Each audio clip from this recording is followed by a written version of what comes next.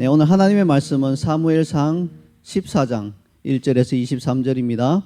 지난주에 13장 1절에서 23절이었는데요. 오늘은 14장, 그래서 1절에서 23절. 이번 주도 좀 본문이 길지만 이 본문 전체를 다뤄야 하겠기에 우리 함께 교독하고 그 다음에 본문의 말씀을 보도록 하겠습니다.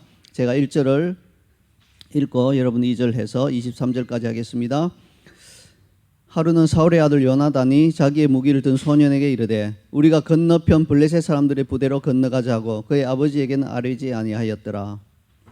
사울이 기브와 변두리 미그론에 있는 석류나무 아래에 머물렀고 함께한 백성은 600명 가량이며 아히야는 에봇을 입고 거기 있었으니 그는 이가봇의 형제 아히두베의 아들이요 비느하스의 손자요 실로에서 여호와의 제사장이 되었던 엘리의 증손이었더라. 백성은 요나단이 간 줄을 알지 못하니라. 이 블레셋 사람들에게로 건너가려 하는 어귀 사이 이쪽에는 험한 바위가 있고 저쪽에도 험한 바위가 있는데 하나의 이름은 보세서요 하나의 이름은 세네라. 한 바위는 북쪽에서 믹마스 앞에 일어섰고 하나는 남쪽에서 게바 앞에 일어섰더라. 요나단이 자기의 무기를 준 소년에게 이르되 우리가 이 할례 받지 않은 자들에게로 건너가자. 여호와께서 우리를 위하여 일하실까 하노라. 여호와의 구원은 사람이 많고 적음에 달리지 아니하였느니라. 무기를 든 자가 그에게 이르되 당신의 마음에 있는 대로 다 행하여 앞서 가소서. 내가 당신과 마음을 같이하여 따르리이다. 요나단이 이르되 보라 우리가 그 사람들에게로 건너가서 그들에게 보이리야 하니 그들이 만일 우리에게 이르기를 우리가 너희에게로 가기를 기다리라 하면 우리는 우리가 있는 곳에 가만히 있어서 그들에게로 올라가지 말 것이요 만일 말하기를 우리에게로 올라오라 하면 우리가 올라갈 것은 여호와께서 그들을 우리 손에 넘기셨으니 이것이 우리에게 표징이 되리라 하고 둘이 다 블레셋 사람들에게 보이매 블레셋 사람이 이르되 보라 히브리 사람이 그들이 숨었던 구멍에서 나온다 하고 그 부대 사람들이 요나단과 그의 무기를 든 자에게 이르되 우리에게로 올라오라 너희에게 보여줄 것이 있느니라 한지라. 요나단이 자기의 무기를 든 자에게 이르되 나를 따라 올라오라 여호와께서 그들 이스라엘의 손에 넘기셨느니라 하고 요나단이 손발로 기어 올라갔고 그 무기를 든 자도 따랐더라. 블레셋 사람들이 요나단 앞에서 엎드러지매 무기를 든 자가 따라가며 죽였으니 그 무기를 든 자가 반나절 가리 땅 안에서 처음으로 쳐 죽인 자가 20명 가량이라. 들에 있는 진영과 모든 백성들이 공포에 떨었고 부대와 노략군들도 떨었으며 땅도 진동하였으니 이는 큰 떨림이었더라. 왜냐하면 기브아에 있는 사울의 파수꾼이 바라본즉 허다한 블레셋 사람들이 무너져 이리저리 흩어지더라. 사울이 자기와 함께한 백성에게 이르되 우리에게서 누가 나갔는지 점호하여 보라 하여 점호한즉 요나단과 그의 무기를 든 자가 없어졌더라. 사울이 아히야에게 이르되 하나님의 궤를 이리로 가져오라 하니 그때 하나님의 궤가 이스라엘 자손과 함께 있었으니 사울이 제사장에게 말할 때 블레셋 사람들의 진영에서 소동이 점점 더한지라. 사울이 제사장에게 이르되 내 손을 거두라 하고 사울과 그와 함께한 모든 백성이 모여 전장에 가서 본즉 블레셋 사람들이 각각 칼로 자기의 동무들을 침으로 크게 혼란하였더라. 전에 블레셋 사람들과 함께하던 히브리 사람이 사방에서 블레셋 사람들과 함께 진영에 들어왔더니 그들이 돌이켜 사울과 요나단과 함께한 이스라엘 사람들과 합하였고 에브라임 산지에 숨어 있던 모든 사람도 블레셋 사람들이 도망함을 듣고 싸우러 나와서 그들을 추격하였다. 함께 읽겠습니다. 여호와께서 그날에 이스라엘을 구원하심으로 전쟁이 베다웬을 지나니라. 네, 지난주에 우리는 사울이 왕이 된 지 만 2년이 지난 후에 블레셋 사람들이 이스라엘을 치러 온 상황을 살펴봤죠. 그때 이스라엘을 침공해 온 블레셋 사람들의 숫자가요 병거가 3만 대라고 했습니다. 그리고 마병이 6천 명이요 그 밖에 군사가 수를 헤아릴 수 없을 만큼 많이 쳐들어왔다고 우리가 보았습니다. 그런데 그에 비해서 사울과 그의 군사들의 숫자는요 몇 명이나 되었습니까? 오늘 본문 2절에 나오고 있죠. 600명 정도에 불과했어요.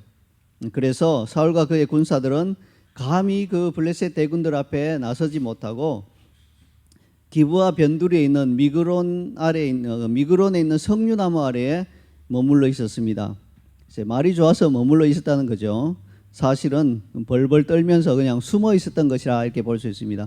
오죽하면 블레셋 사람들이 요나단과 그의 무기 든 자를 보았을 때 히브리 사람들이 숨어있던 구멍에서 나온다 이렇게 표현했겠어요. 그러니까 그냥 어디 구멍 속에 들어가서 숨어 있는 것 같은 상황이었다는 거죠. 자, 그러면 사울과 그의 백성들은 왜 기브와 변두리 미그런에 있는 석류나무 아래에 진을 치고 있었을까요?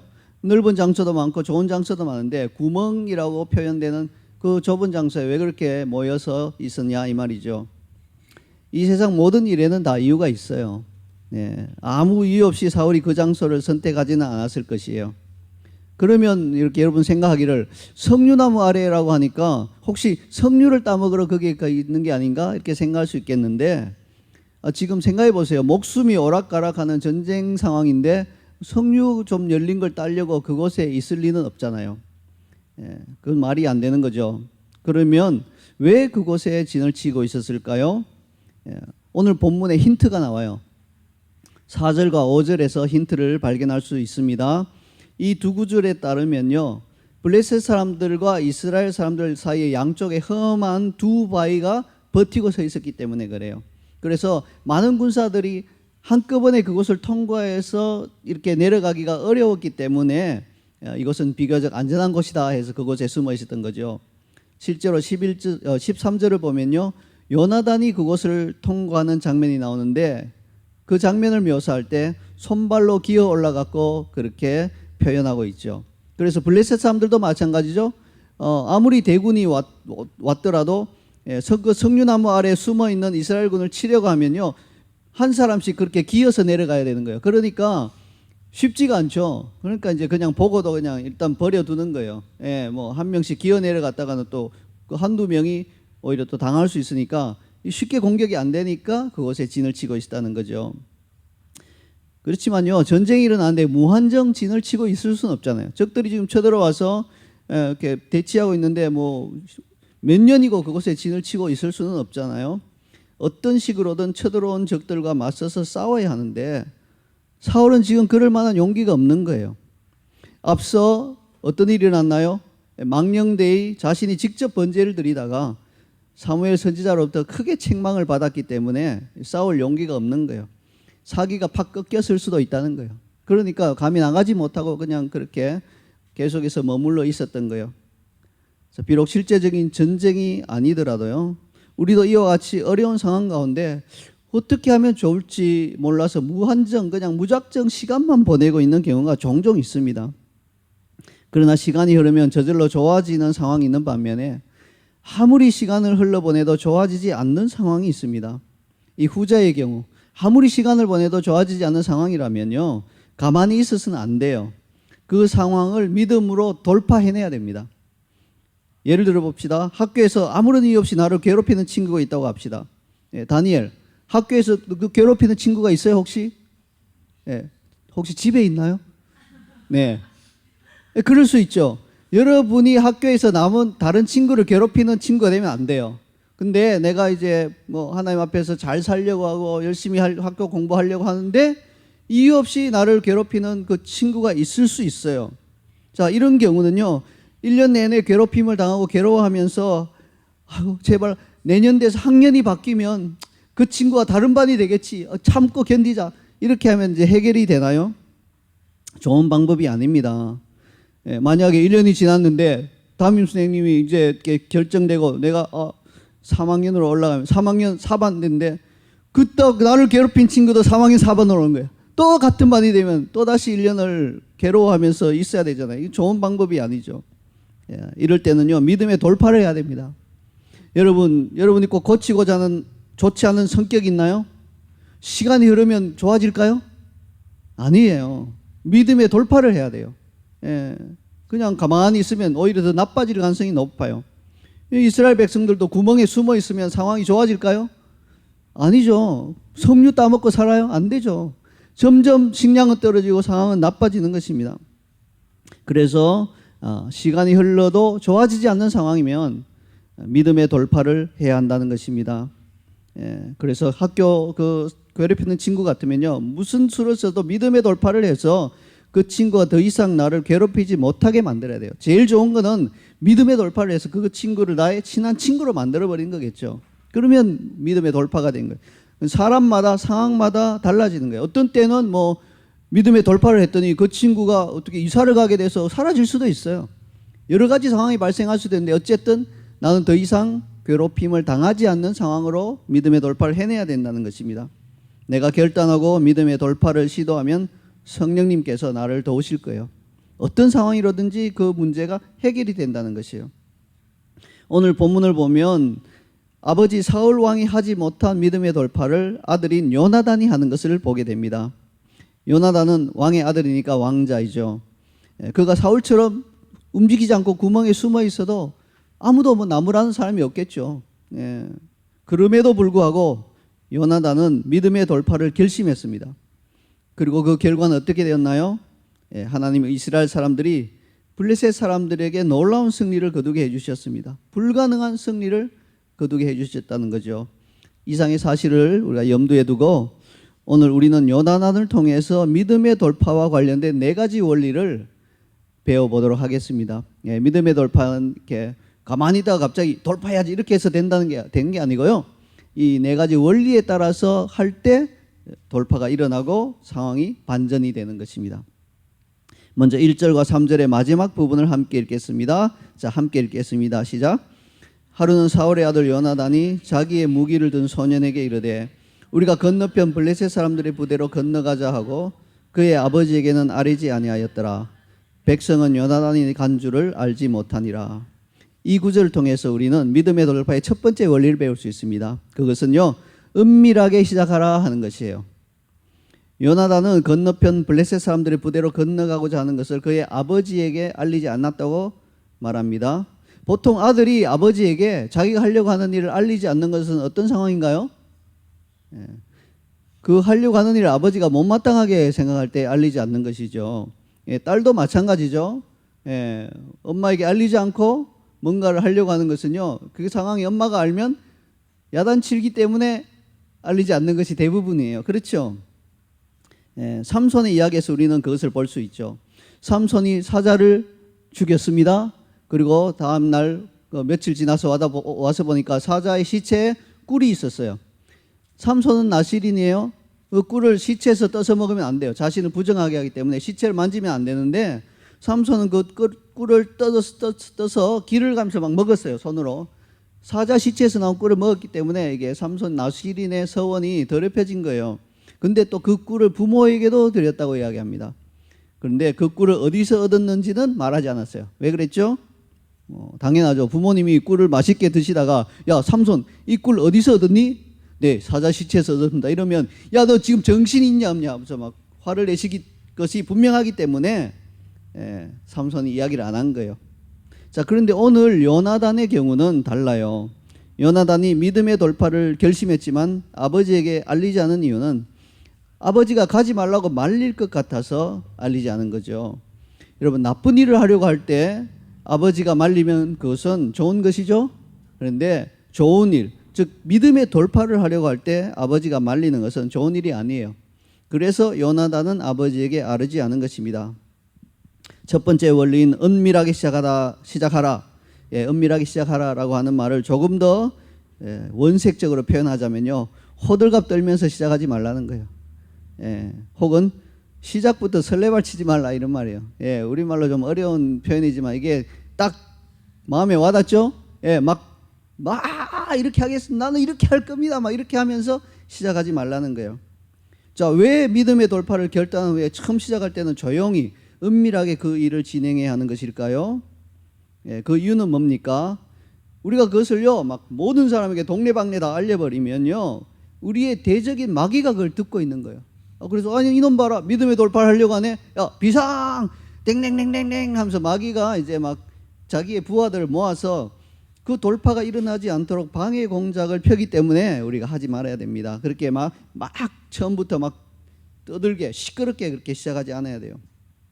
요나단의 경우는 거의 틀림없이 아버지 사울을 통해서 가지 못하도록 막았을 겁니다. 아버지가 지혜롭고 성령에 충만한 아버지라면 요나단이 믿음의 돌파를 하겠다 하는 말을 들으면 칭찬해주고 격려하고 보냈을 텐데 지금 사울 상태가 그렇지 않잖아요. 그래서 요나단이 알았던 거예요. 우리 아버지가 이거 알면 막을 거다. 이걸 알으니까 말을 하지 않은 것이죠. 혹은 또 이런 경우도 있죠. 이스라엘 백성 가운데 블레셋 스파이가 있을까요, 없을까요? 전혀 없습니다. 굉장히 순진한 이야기예요. 모든 전쟁엔요, 막 어떻게든지 스파이를 보내고 이렇게 하는 거예요. 그러니까 스파이가 숨어 있을 거예요. 첩자가 숨어 있을 거란 말이에요. 그 소문이 나가버리면 즉시 스파이가 이건 굉장히 중요한 정보야 하면서 어떤 방법으로든 비둘기를 날리든 뭐 어떻게 해서든지 블레셋 진영에 야 지금 두 사람이 지금 올라가니까 대비를 단단히 하십시오 하고 말할 거잖아요. 그러니까 그 믿음의 결단이 수포로 돌아갈 가능성이 높습니다. 그러니까 은밀하고 조용히 이 믿음의 돌파의 시작은 은밀히 조용히 그렇게 하는 것입니다. 여러분 빈수레가 요란하다라는 우리말 속담이 있죠. 네. 자, 이 속담처럼 믿음의 돌파에 대한 결단이 깊을수록 우리는요 처음 시작할 때는 말을 아끼게 돼 있어요. 막 빈수레처럼 막 이런 빈수레가 가면요 막 덜컹덜컹 소리가 짐이 실렸으면 차라리 조용히 가는데 막 안에 뭐가 없으면요 막 굉장히 시끄러워요. 덜컹덜컹거리고 소리가 굉장히 시끄럽게 난다 이 말이죠. 그렇게 하지 말라는 것입니다. 돌파의 결단이 무겁게 실려 있을수록요 소리가 안 나는 거예요. 입을 막는 것입니다. 마귀에게 틈을 타게 하지 않고요. 사람 때문에 그것이 방해받지 않도록 은밀하게 시작하는 것입니다. 자, 그 다음으로 믿음의 돌파의 두 번째 원리는 믿음으로 선포하라라는 것입니다. 6절을 함께 읽겠습니다. 시작. 요나단이 자기의 무기를 든 소년에게 이르되 우리가 이 할례받지 않은 자들에게로 건너가자. 여호와께서 우리를 위하여 일하실까 하노라. 여호와의 구원은 사람이 많고 적음에 달리지 아니하였느니라. 할례받지 않은 자들이라고 하는 표현은요 이스라엘 사람들이 보통 이방인을 가리켜 사용하는 말이에요. 왜냐하면 자기들은 할례를 받았는데 이방인들은 할례를 받지 않았기 때문에 그래요. 할례는 하나님께 선택된 백성이라고 하는 표시죠. 이걸 우리는 받았는데 너희들은 받지 않았으니까 할례 받지 않은 자들 그렇게 표현을 하는 거죠. 그래서 우리 이제 사람들은 좀 죄인인지라 이게 사실은 할례 받지 않은 자들이라고 하는 것은 약간 경멸적인 표현이 들어가 있는 말이에요. 우리는 할례 받았고 너희들은 할례 받았지 않았다. 이런 표현이죠. 이게 그렇게 뭐 좋은 의도로 그렇게 사용하는 것은 아닌데 그러나 요나단이 지금 이런 말을 사용한 것은 충분히 이해할 만하죠. 아니 자기를 쳐들어온 적들이잖아요. 적들에게 우리를 쳐들어 오신 분들께 뭐 이렇게 표현하지 않잖아요. 우리도 우리나라를 쳐들어오는 그런 뭐 소련이나 뭐 일본이나 이렇게 됐을 때 막 그거 할 때 그 사람 국적을 말하면서 놈 이렇게 붙이잖아요. 그런 의미예요. 그리고 또 별다른 경멸감 없이 그냥 할례받지 않은 자들 이렇게 이방인을 지칭할 때 그냥 자연스럽게 지칭하는 경우도 습관처럼 지칭하는 경우도 많은 것이에요. 그래서 요나단은 블레셋 사람들 향하여서 저 할례받지 않은 사람들 이렇게 표현했습니다. 그리고 이어서 뭐라고 말합니까? 여호와께서 우리를 위하여 일하실까 하노라. 어떤 사람들은 이렇게 읽고는 일하실까 하노라? 이거 뭐 의심하는 말 아니야? 믿음이 별로 없네? 이렇게 생각이 쉬운데 그게 아니에요. 우리는요 어떻게 생각해요? 여호와께서 반드시 우리를 위해서 일하실 것이다 이렇게 표현하는 게 믿음이 많은 거고 일하실까 하노라 하면 저 사람 믿음이 좀 없네 이렇게 생각하기 쉽죠. 그런데 그렇지 않습니다. 일하실까 하노라라고 하는 표현은 여호와께서 얼마든지 일하실 수 있다는 것을 인정하는 반면에 무조건 나를 위해 일해 주셔야 한다는 그런 자기주관적인 표현이 아니라 여호와께서 나의 믿음의 결단을 보시고 일해 주시기를 원한다는 소망이 담긴 표현이에요. 이게 믿음의 표현입니다. 오해하시면 안 돼요. 자, 그런 다음 요나단은 확신 가운데 믿음으로 선포합니다. 여호와의 구원은 사람이 많고 적음에 달리지 아니하였느니라. 이 얼마나 놀라운 선포입니까? 지난주에 우리는 이스라엘과 블레셋의 싸움이 100대 1의 싸움이라고 들었죠? 이 100대 1의 싸움에서 숫자는 중요하지 않다고 말하는 거예요.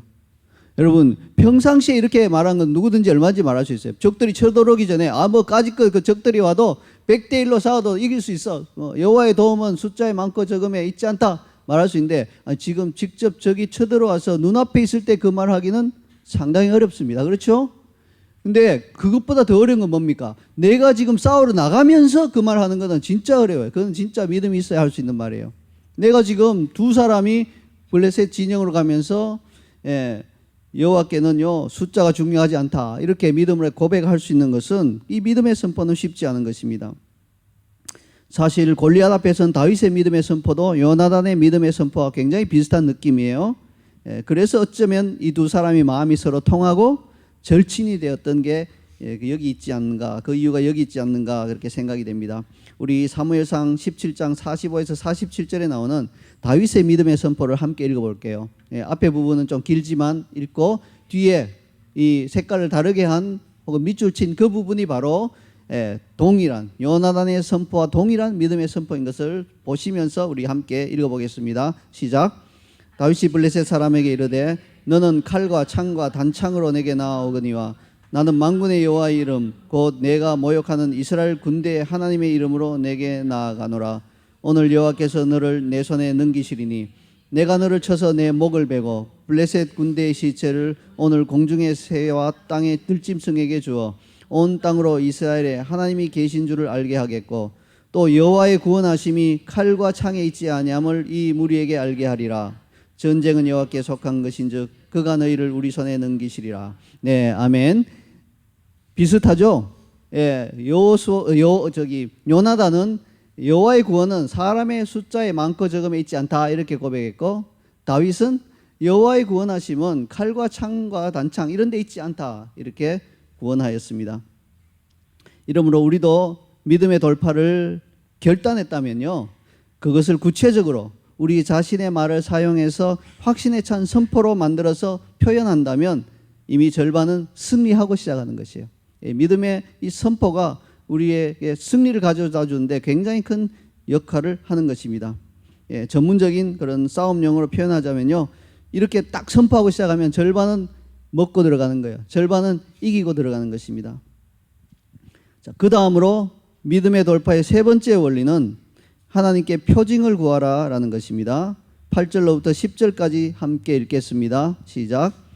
요나단이 이르되 보라 우리가 그 사람들에게로 건너가서 그들에게 보이리니 그들이 만일 우리에게 이르기를 우리가 너희에게로 가기를 기다리라 하면 우리는 우리가 있는 곳에 가만히 있어서 그들에게로 올라가지 말 것이요 그들이 만일 말하기를 우리에게로 올라오라 하면 우리가 올라갈 것은 여호와께서 그들을 우리 손에 넘기셨음이니 이것이 우리에게 표징이 되리라 하고. 네, 요나단이 한 말의 요지는 이렇죠. 우리가 그 근처 부대까지 가서 블레셋 사람들 앞에 딱 우리 몸을 보일 때 블레셋 사람들이 거기 기다려 우리가 내려갈 테니까 이렇게 하면 하나님의 뜻이 아니니까 우리가 조용히 여기서 기다리고 그 사람들 내려오려고 하면 후퇴하자.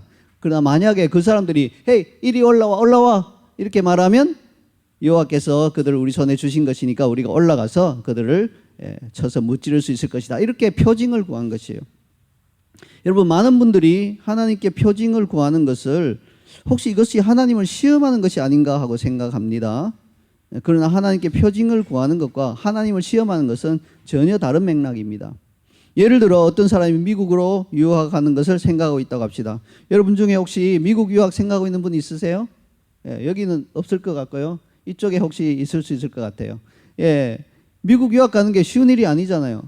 돈도 많이 들고요. 결코 쉬운 일이 아니에요. 자, 그런데 가정 형편이 유학은 꿈도 꾸지 못할 정도로 어렵습니다. 그러나 기도하는 가운데 미국 유학을 가면 하나님께서 반드시 도와주실 것을 확신하게 되었고 마침내 이렇게 기도드리게 되었습니다.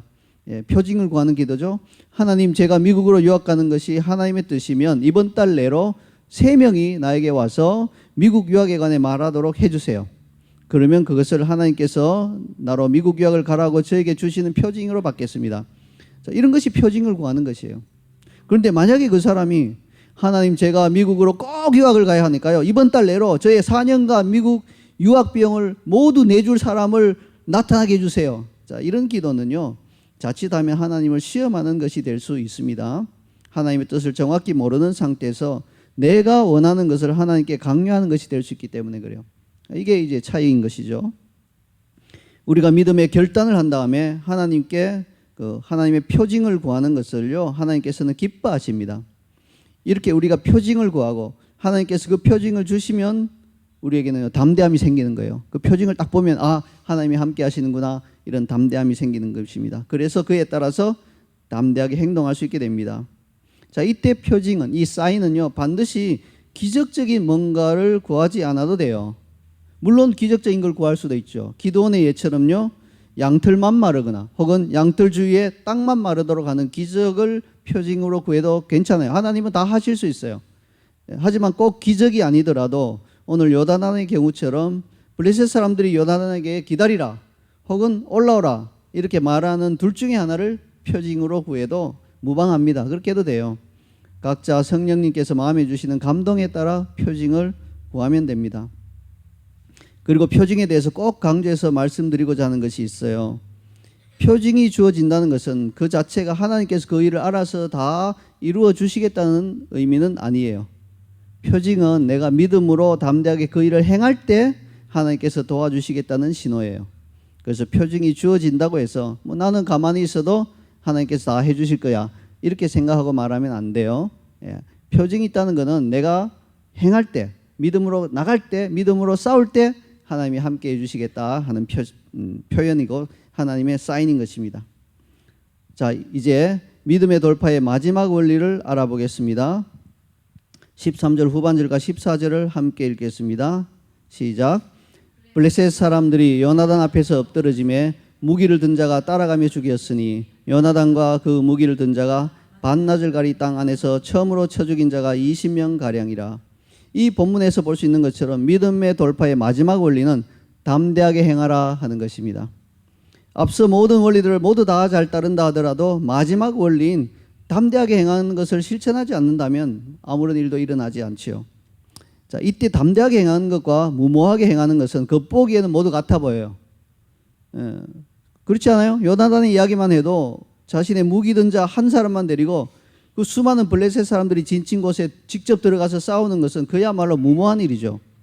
그러나 믿음의 돌파를 위한 앞서의 모든 원리를 다 따랐다면 이 마지막 원리인 담대하게 행하는 것은 무모한 행동이 아니에요. 여러분 생각해 보세요.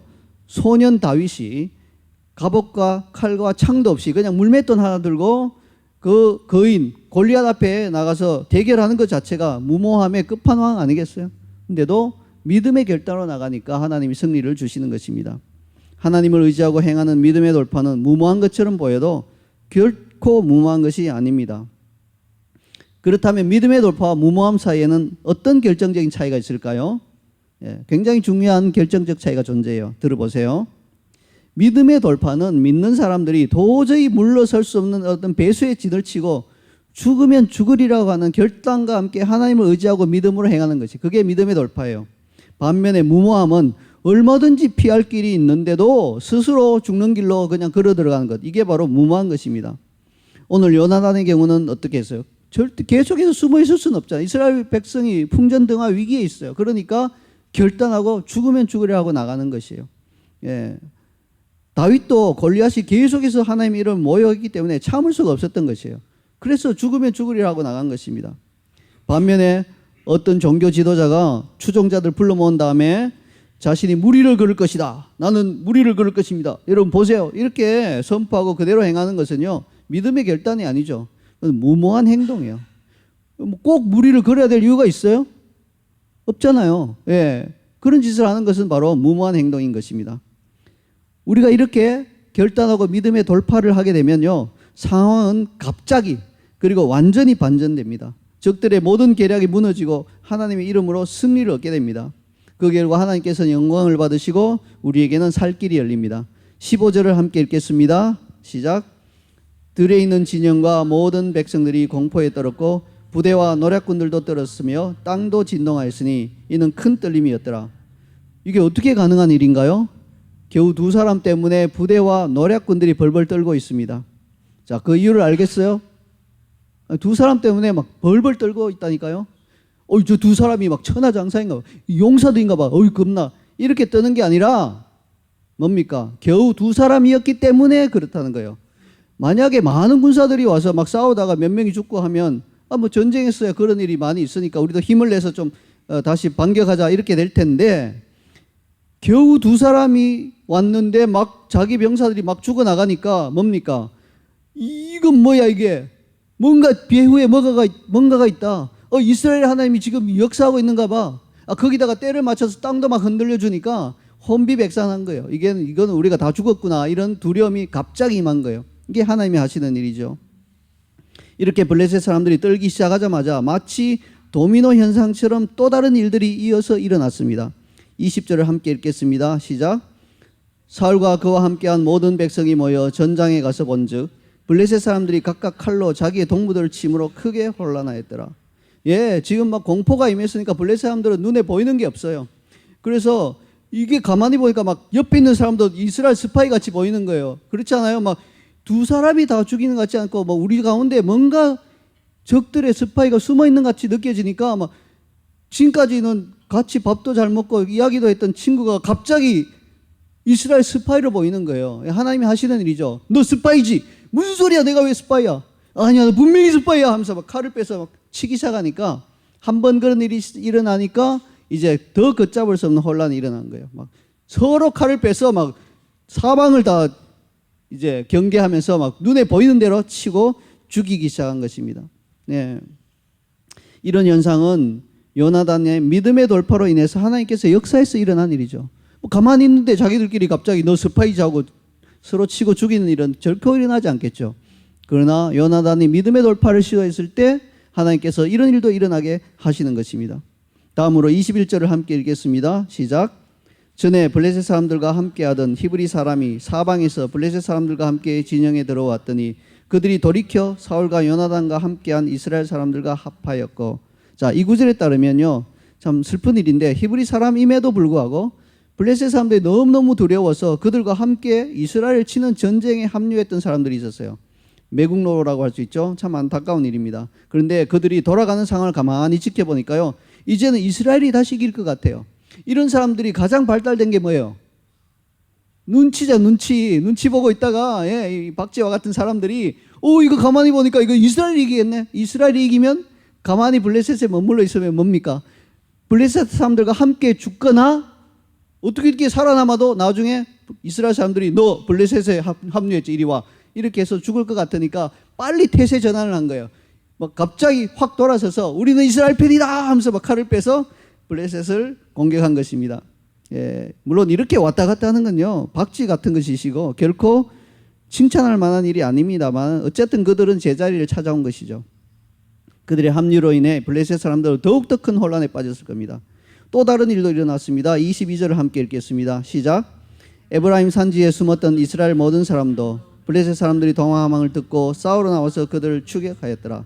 네, 블레셋 사람들이 두려워서 앞서 막 에브라임 산으로 다 피신 같은 사람들이 블레셋이 전쟁에서 지금 밀리고 지고 있다는 걸 보니까요, 막 용기를 내서 이제 싸우러 내려와서 그들을 추격했다는 거죠. 이렇게 막 모든 상황이 갑자기 완전히 다 반전이 되어버렸죠. 이처럼 요나단 한 사람의 믿음의 돌파가 연쇄 반응으로 모든 일이 일어나게 한 것입니다. 이제 말씀의 결론을 맺겠습니다. 믿음의 돌파는 상황을 반전시킨다는 사실을 기억하시기 바랍니다.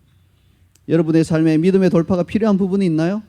예, 사람과 인간과의 관계에서 굉장히 어려운, 학교에서나 직장에서 어려운 일이 있나요? 혹은 나 자신의 꼭 바꿔야 하는 그런 어떤 잘못된 그런 습관이나 이런 것들 때문에 괴로워하는 부분이 있나요? 여러분 뭔가에 중독이 되어서 잘 끊어지지 않고 하는 이런 부분들이 있나요? 시간이 가면 저절로 좋아지는 것이 아니라 이런 것은 결단하고 믿음의 돌파를 해야 됩니다.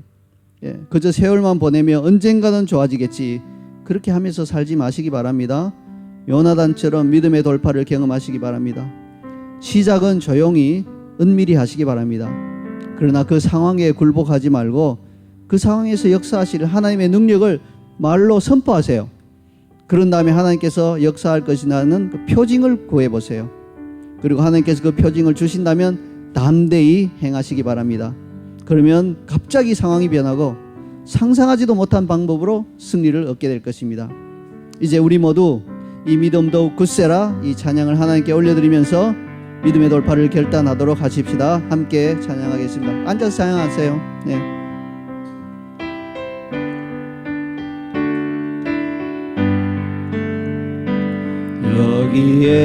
여기에 모인 우리 주의 은총 받은 자. 네, 그렇습니다. 주님의 은총이 우리 가운데 임하고 있습니다. 눈에 보이지 않아도 주께서 이 자리에 우리와 함께 하시는 것입니다.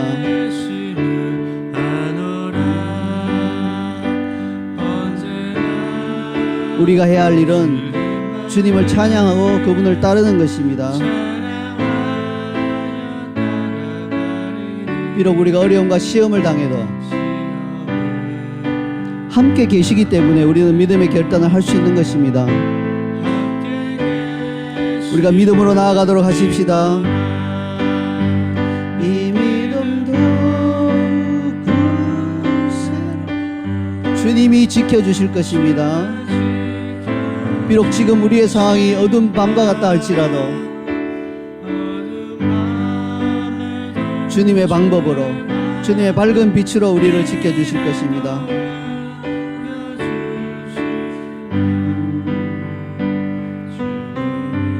우리가 왜 이런 고난을 당하고 왜 이런 어려움을 당하는지 그것을 우리가 이해하기 어려워도 우리가 주님의 뜻 안에 있는 것입니다.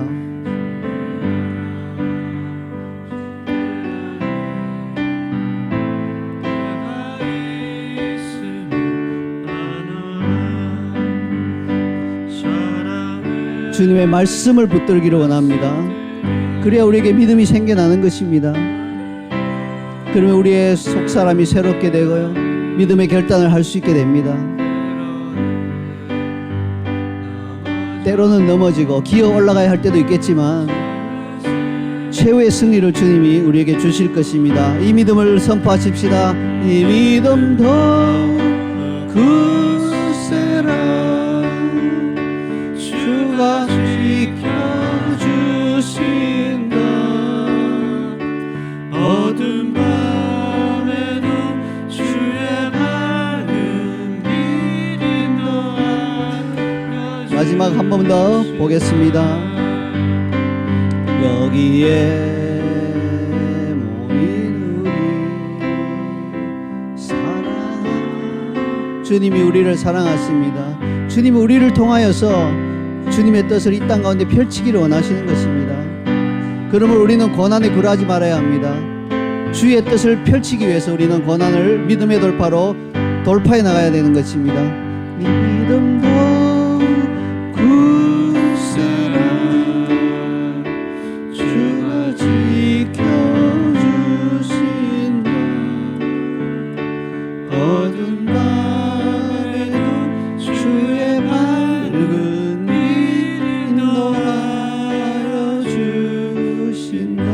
네, 이제 우리 주님의 말씀을 붙들고 믿음의 돌파 주님 결단하게 해주시옵소서. 여러분 구체적으로 여러분의 삶에서 돌파가 필요한 부분들을 이 시간 주님 앞에 한번 올려드리면서 하나님 돌파하게 해주십시오. 하나님 그 돌파가 주님께 영광을 드리고 나에게는 승리를 가져오게 해달라고 우리 한번 기도하며 나가도록 하겠습니다. 말씀을 보며 기도하겠습니다.